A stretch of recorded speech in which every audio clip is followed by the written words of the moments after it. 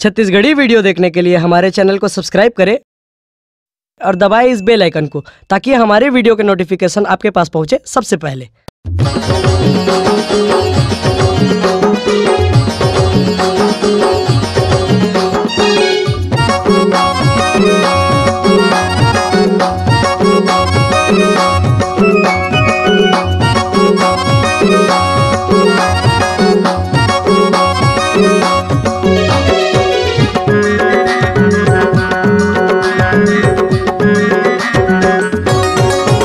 मोला निकला गे बाबा सत्य नाम की ज्योति है तो, मोला निकला गे बाबा सत्य नाम के ध्वजा है तो, सत्य नाम की ज्योति है तो, सत्य नाम के ध्वजा है तो, सत्य नाम के ज्योति है तो, सत्य नाम के ध्वजा है तो, मोला निकला गे बाबा सत्य नाम के ज्योति है तो, मोला निकला गे बाबा सत्य नाम के ध्वजा है तो।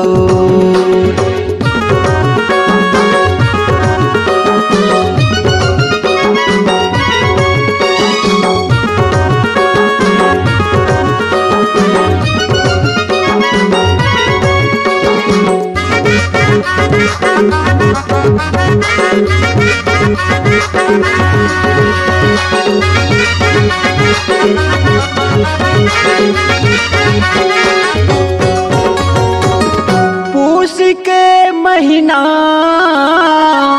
और 18 दिसंबर है, गुरु बाबा के जन्मदिन भैया,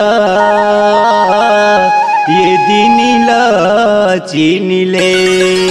मोला निकला गे बाबा सत्य नाम की ज्योति है तो, मोला निकला गे बाबा सत्य नाम की ज्योति है तो, सत्य नाम के ज्योति है तो, सत्य नाम के ज्योति है तो, सत्य नाम के ध्वजा है तो, सत्य नाम के ज्योति है तो, मोला निकला गे बाबा सत्य नाम के ज्योति है तो, मोला निकला गे बाबा सत्य नाम के ध्वजा है तो।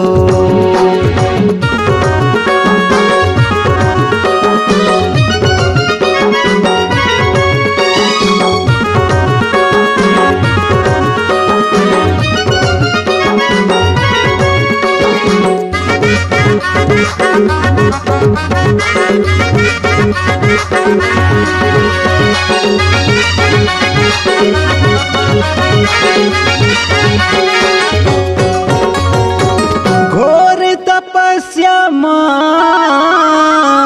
गुरु बाबा बैठे हैं और जलाए हवे अपन धुनी, जब जाबे तब सत्य के भभूति ला पाबे, बनी संजीवनी बूटी। मोला निकला गे बाबा सत्य नाम की ज्योति है तो, मोला निकला गे बाबा सत्य नाम की ज्योति है तो, सत्य नाम के ज्योति है तो, सत्य नाम के ज्योति है तो, सत्य नाम के ध्वजा है तो, सत्य नाम के ज्योति है तो, मोला निकला गे बाबा सत्य नाम के ज्योति है तो, मोला निकला गे बाबा सत्य नाम के ध्वजा है तो।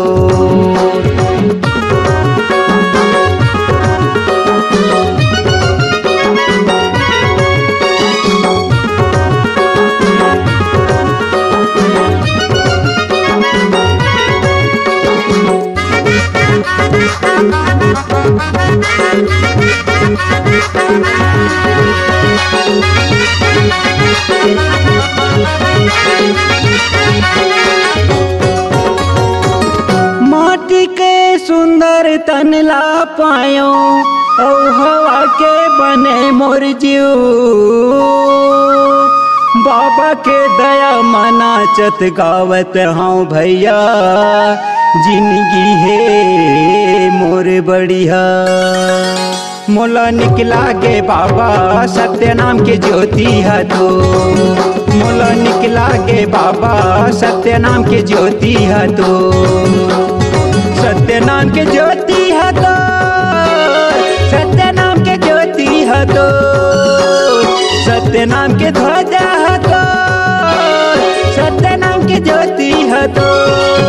मोला निकला गे बाबा सत्य नाम के ज्योति है तो। मोला निकला गे बाबा सत्य नाम के ध्वजा है तो। मोला निकला गे बाबा सत्य नाम के ज्योति है तो। मोला निकला गे बाबा सत्य नाम के ध्वजा है तो। सत्य नाम की ज्योति है तो। सत्य नाम के ध्वजा है तो। सत्य नाम की ज्योति है तो। सत्य नाम के ध्वजा है तो। अगर आप अपनी आवाज को एक नया आयाम देना चाहते हैं तो चले आइए मल्टी ट्रैक डिजिटल रिकॉर्डिंग के लिए संपर्क करें HK म्यूजिक कंपनी, कोटा डबरी, चांपा, छत्तीसगढ़। मोबाइल नंबर है 9329238487 और 8085380339।